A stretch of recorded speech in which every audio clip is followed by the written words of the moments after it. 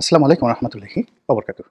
সম্মানিত দর্শক, সাবেক প্রধানমন্ত্রী শেখ হাসিনা তো নয়, জনাব সজীব ওয়াজেদ জয়।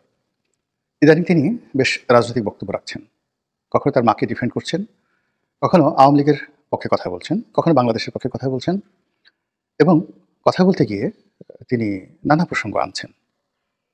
এবং তার মধ্যে যে অবস্থা দেখা গিয়েছিল, অর্থাৎ ক্ষমতা যখন আওয়ামী লীগ হারালো, ঠিক সেই সময়টাতে তিনি অনেকটা বিক্ষুব্ধ ছিলেন।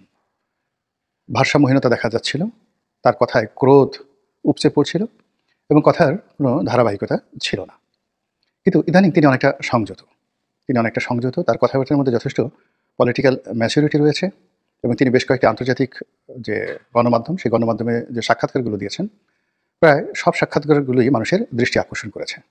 বিশ্বে যে সকল রাজনৈতিক বলয় রয়েছে, যে বলয়গুলো বাংলাদেশ নিয়ে কাজ করে, তারা রীতিমতো জনাব সজীব ওয়াজেদের যে বক্তব্য, সেই বক্তব্যকে যথেষ্ট গুরুত্বের সঙ্গে গ্রহণ করেছে এবং গণমাধ্যমগুলো সেগুলো প্রচার করার পর আরও অনেক গণমাধ্যম জনাব সজীব ওয়াজেদ জয়ের ব্যাপারে আশাবাদী। কিন্তু এখানে ব্যক্তিগতভাবে আমি তার কিছু ভিডিও ফুটেজ দেখেছি। সেই ভিডিও ফুটেজ আমার কাছে মনে হচ্ছে তার ড্রেস কোড এবং তার যে ক্যামেরা সেট আপটা, এটা আসলে সঠিক হয়নি। কিংবা কথা বলার মধ্যে তার যেভাবে ধীরতা থাকা দরকার, স্থিরতা থাকা দরকার, তার পরিবর্তে তাকে অনেকটা পেইল, যাকে বলে বিধ্বস্ত মনে হচ্ছিল। এখানে রাজনীতিতে আপনি যে অবস্থায় থাকেন না কেন, ফাঁসির মঞ্চে দাঁড়িয়েও আপনাকে হাসতে হবে।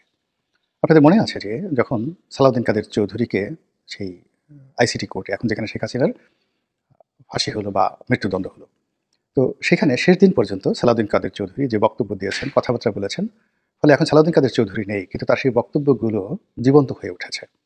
তো আমরা বিভিন্ন সময়ে বিপদে পড়ি, সুখে থাকি, শান্তিতে থাকি, উল্লাসের মধ্যে থাকি, কিন্তু রাজনৈতিক যারা ব্যক্তিত্ব রয়েছেন, তাদের জীবনের একটা ধারাবাহিকতা থাকা দরকার। তারা সর্বাবস্থাতেই তাদের সাহস এবং শক্তি প্রদর্শন করেন। আপনাদের মনে আছে যখন সাদ্দাম হোসেনের বিচার হচ্ছিল, তো তিনি খুব ধীরস্থিরভাবে আদালতে আসতেন, মুখে দাঁড়িয়ে রেখেছিলেন বটে, কিন্তু কোর্ট পড়তেন, হাতে কোরআন শরীফ থাকতো এবং অত্যন্ত ধীরস্থিরভাবে তিনি প্রশ্নের জবাব দিতেন। রাগ হতেন না। তার সেই সিংহ বিক্রম নিয়ে তিনি বলতেন যে, বিচারককে বলতেন যে, আপনি স্মরণ করুন আপনি আমার অধীন বিচারক ছিলেন এবং আমি এখনও দেশের বৈধ প্রেসিডেন্ট। আপনি পশ্চিমাদের দোসর হয়ে আমাকে বিচার করছেন, যে কথাবার্তাগুলো বলছেন, সেই কথাবার্তা বলার আগে নিজের বিবেককে জিজ্ঞাসা করুন, আপনার দেশের মাটি এবং মানুষের কথা চিন্তা করুন এবং আগামী দিনের কথাগুলো চিন্তা করুন। বিশ্বাস করেন এই দৃঢ়তা, এই শব্দচয়ন, এই ব্যক্তিত্ব, এই রাজসিকতা যখন সাদ্দামের অভিব্যক্তিতে ফুটে উঠছিল, সেই বিচারক তার বিচারকের চেয়ারে বসে রীতিমতো অজ্ঞান হওয়ার পর্যায়ে পৌঁছে গিয়েছিলেন। আরেকটি ঘটনা সাদ্দামের মনে পড়ে, সেটি হলো তার চূড়ান্ত রায় হয়ে গেল, তিনি ফাঁসির মঞ্চে যাচ্ছেন। তো ওই সময়টিতে বেশ কয়েকজন আমেরিকান সৈনিক সার্বক্ষণিকভাবে তার সঙ্গে ছিলেন এবং তারা যে কোনোভাবে, যাকে বলা হয়, সাদ্দামের প্রেমে মুগ্ধ হয়ে গিয়েছিলেন। তার ব্যক্তিত্ব দ্বারা, তার ব্যবহার দ্বারা, তার আচরণ দ্বারা তারা অনেকটা ডিভোটেড হয়ে পড়েছিলেন। তো এই অবস্থাতে ফাঁসির মঞ্চে যখন সাদ্দাম যাচ্ছেন, তখন সেই আমেরিকান সৈন্যরাও তার সঙ্গে যাচ্ছেন এবং একজন আমেরিকান সৈন্য সহসা কেঁদে দিলেন। সাদ্দাম ফিরলেন, ফেরার পর তিনি তার কাঁধে হাত রাখলেন এবং বলেন, বৎস, চিন্তা করো না এবং ভয় পেও না। তো দেখুন, যিনি ফাঁসির মঞ্চে যাচ্ছেন তিনি তার একজন প্রিয় ভাজন, যে কিনা শত্রু সেনা, তাকে সান্ত্বনা দিচ্ছেন এবং বলছেন, ভয় পেও না। বিশ্বাস করেন এই কথা শোনার সঙ্গে সঙ্গে এটা হলো রাষ্ট্রনায়কোচিত অভিব্যক্তি। তো সেক্ষেত্রে জনাব সজীব ওয়াজেদ জয় আওয়ামী লীগের মতো একটা বড় রাজনৈতিক দলের মুখপাত্র।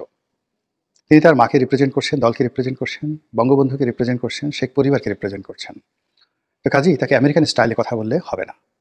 বাংলা তাকে জানতে হবে, বাংলা তাকে অনুসরণ করতে হবে এবং তাকে লিখিত বক্তব্য দিতে হবে। তিনি যে ভিডিওগুলো করছেন, সেই ভিডিও চেয়ারে বসে তিনি যেভাবে করেন, সেই চেয়ারটা আসলে সুন্দর হচ্ছে না। তারপর তার ভিডিও ফুটেজের যে ভিডিও কোয়ালিটি, সেই কোয়ালিটি একেবারে নিম্নমানের। সাউন্ড ভালো হচ্ছে না। তো কাজেই এখানে তার তো আমার কাছে মনে হচ্ছে যে টাকার অভাব নেই। প্রাচুর্য নাও থাকতে পারে, কিন্তু তিনি এতটা অভাবগ্রস্ত নন যে একজন প্রফেশনাল ক্যামেরাম্যান দিয়ে তিনি তার যে ভিডিও ফুটেজগুলো তিনি রাখবেন, সেখানে ক্যামেরা, লাইট, সাউন্ড, অ্যাঙ্গেল, এই বিষয়গুলো তিনি খেয়াল করবেন যেন তার ছবিটা চমৎকার আসে, যেন তার বক্তব্যগুলো মানুষের কাছে দৃষ্টিনন্দন হয় এবং তার উপস্থিতি, তিনি যেভাবে একদম চেয়ারে বসে, চিত হয়ে চেয়ারে বসে কথাবার্তা বলছেন, এটা আসলে তার প্রতিপক্ষ, তারা যাকে তিনি ভয় দেখাতে চাচ্ছেন, তারা এই বিষয়টিকে ভয় তো পাচ্ছে না, উল্টো ফেলে তার যে দৈন্যতা এটা প্রকাশিত হয়ে যাচ্ছে।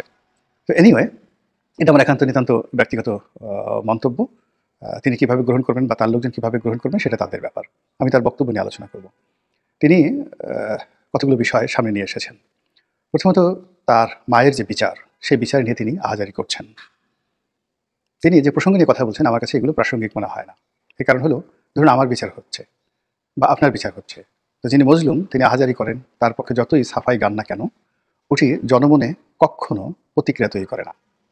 বরং শেখ হাসিনার বিষয় নিয়ে যদি কোনো পরিচিত প্রিয় মুখ, সেটা আমেরিকার হতে পারে, সেটা কানাডার হতে পারে, সেটা ওই দেশের কোনো বিখ্যাত লোক হতে পারে, তাদের মাধ্যমে যদি এই বিষয় নিয়ে কোনো বক্তব্য দেওয়া যেত বা দেওয়ানো হতো, সেটি খুব বেশি ইফেক্ট হতো।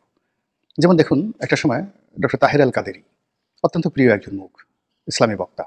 তো তিনি বক্তব্য দেওয়া শুরু করলেন ইমরান খানের পক্ষে এবং তৎকালীন সরকারের বিপক্ষে। ভীষণ রকম মানুষ সেটা গ্রহণ করল। এরকম প্রিয় মুখ লাগবে। আমাদের দেশের মানুষ ইউরোপ এবং আমেরিকার অনেক বিখ্যাত মানুষের লেকচার শুনেন। তো সেই সমস্ত প্রিয় মুখ যারা বক্তব্য দেন, তাদের কাছ থেকে বক্তব্য আদায় করে আমেরিকার মতো সোসাইটিতে এটি কোনো সমস্যাই নয়, এটি কোনো সমস্যাই নয়। তো সেটা করা সোশ্যাল ওয়ার্কার হতে পারে, এমনকি চলচ্চিত্রের যারা নায়ক নায়িকা রয়েছে তাদেরকে দিয়েও কিন্তু এই বক্তব্য নেওয়া যেত। আমেরিকার অনেক হলিউড স্টার রয়েছেন যারা মূলত এখন কমার্শিয়ালি বক্তব্য দিয়ে বেড়ান এবং তারা রাজনীতি করেছেন। যেমন শোয়ার্জনেগার আছেন, ক্যালিফোর্নিয়ার সেই মানে যাকে বলে গভর্নর ছিলেন। এর বাইরে আরও অনেক অনেক যাকে বলে, এমনকি আপনি যদি চান জর্জ ডব্লিউ বুশকে দিয়ে কোনো বক্তব্য দিতে পারেন, গ্রহণ করতে পারেন, লারা বুশকে দিয়ে কোনো বক্তব্য দেওয়াতে পারেন। এই বক্তব্যগুলো যেহেতু তারা মানে অত্যন্ত অভিজ্ঞ, তারা জানে কী করে বক্তব্য দিতে হয়। এমনকি জো বাইডেন তিনিও বক্তব্য দিতে পারেন, তার সেই বক্তব্য অনেক যাকে বলে পয়েন্টিভ হবে, আকর্ষণীয় হবে। বারাক ওবামা যদি বক্তব্য দেন, এটা সম্ভব। তো সেই পলিটিক্যাল যে বিষয়গুলো বাংলাদেশে যা কিছু ঘটছে, এগুলোকে এনক্যাশ করে ঠিক তারা যে শেখ হাসিনার পক্ষে দালালি করবে কিংবা তারা যে আইসিটি কোর্ট নিয়ে বলবে, বিচার নিয়ে কোনো বলবে না, তারা রাজনীতি নিয়ে এমন কথা বলবে, এটা আপনাকে শিখে দিতে হবে না। যে কথা সজীব ওয়াজেদ জয় ৩৩ বছর বসে বলবেন এবং যে উপকার হবে তার চেয়ে অনেক অনেক বেশি উপকার হবে তাদের মাত্র ১ মিনিটের যদি কোনো বাইট সংগ্রহ করা যায়, সেই কাজগুলো না করে বারবার শুধু সজীব ওয়াজেদ জয়, বারবার শুধু আওয়ামী লীগের অপ্রিয় কতগুলো মুখ, আমি নাম বললাম না, যেই মুখগুলো বাংলাদেশের জনগণের নিকট ভীষণ রকম অপছন্দের, আর যে কণ্ঠ, তাদের কথাবার্তা, তাদের কর্মকাণ্ড, এগুলো এখন পর্যন্ত ট্রল হয়। যেমন ধরেন ডক্টর হাসান মাহমুদ, তিনি দাঁড়িয়েছেন সেই ইংল্যান্ডে।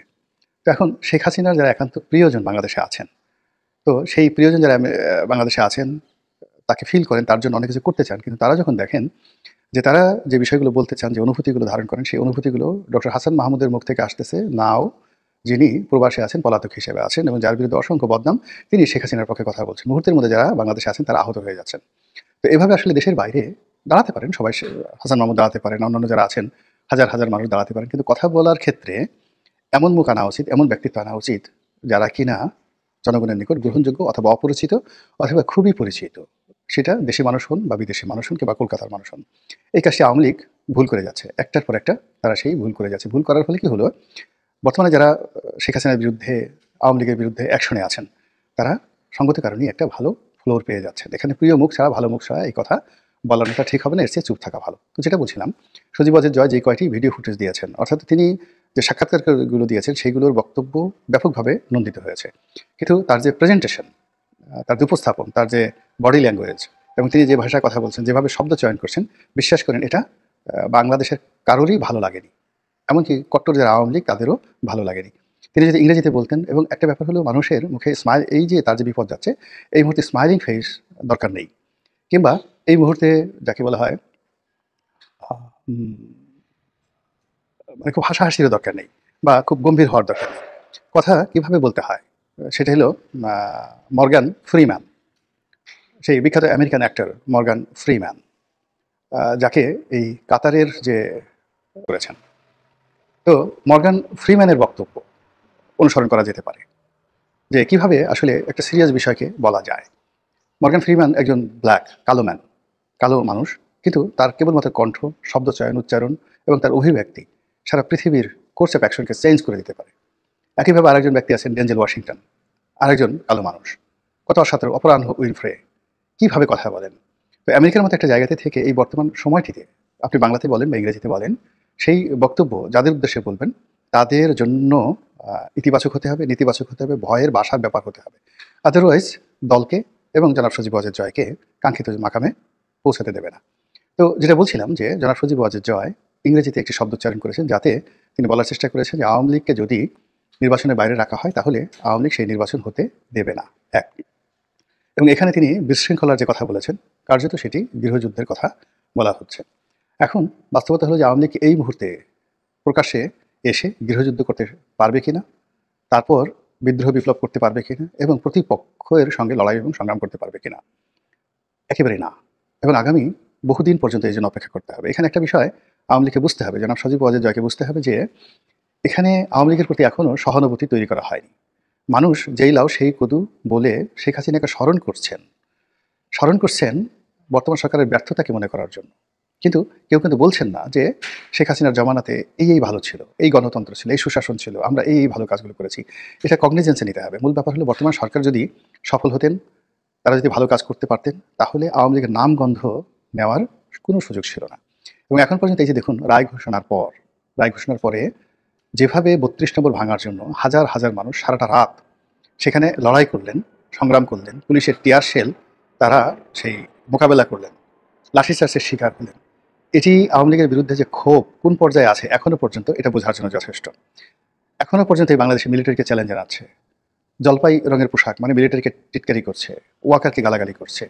ঠিক সেই অবস্থাতে যদি আপনি গৃহযুদ্ধের কথা বলেন, সেই অবস্থাতে আপনি একই সঙ্গে অনেকগুলো শত্রু, আপনি ওয়াকারকে শত্রু বানাচ্ছেন, মিলিটারিকে শত্রু বানাচ্ছেন, একবার আমেরিকার পক্ষে বলছেন, একবার আমেরিকার বিপক্ষে বলছেন, একবার ভারতের প্রশংসা করছেন। তো সব মিলিয়ে জনাব সজীব ওয়াজেদ জয়ের কথা, শেখ হাসিনার কথা, তারপরে আওয়ামী লীগের অন্যসব নেতাদের কথা এবং এই মুহূর্তে যে কর্মকাণ্ড, সেই কর্মকাণ্ডের মধ্যে কোনো ধারাবাহিকতা নেই। বোঝার চেষ্টা করুন যে আওয়ামী লীগ এবং বিএনপি জনপ্রিয়তার দিক থেকে অলমোস্ট সমান সমান। তো ১৫টি বছর বিএনপির উপর জুলুম চলেছে, অত্যাচার চলেছে সর্বোচ্চ পর্যায়ের। বিএনপি প্রাণত চেষ্টা করেছে লড়াই করার, সংগ্রাম করার, কিন্তু জনগণকে তাদের লড়াই সংগ্রামের সাথে সম্পৃক্ত করতে পারেনি। এর কারণ হলো তারা সবসময় নিজেদের গান গেয়েছে। তারেক জিয়া দেশের বাইরে আছে, কত অভাবে আছে, অভিযোগে আছে, বেগম জিয়া জেলে যাচ্ছে, তার মতো একজন বয়স্ক মানুষের সঙ্গে এই ধরনের আচরণ করা ঠিক হচ্ছে কিনা, এই বিষয়গুলো নিয়ে বিএনপি অবিরতভাবে কান্নাকাটি করেছে। ফলে জনগণ যেটা মনে করেছে এই সমস্যাটা তো বিএনপির একান্ত ব্যক্তিগত সমস্যা। বিএনপির লোকদেরকে মামলা দেওয়া হচ্ছে, মোকদ্দমা দেওয়া হচ্ছে। এবং কেন দেওয়া হচ্ছে? বিএনপি একটা মিছিল করেছে, মিটিং করেছে। কেন মিছিল মিটিং করেছে? খালেদা জিয়ার মুক্তির জন্য। কেন মিছিল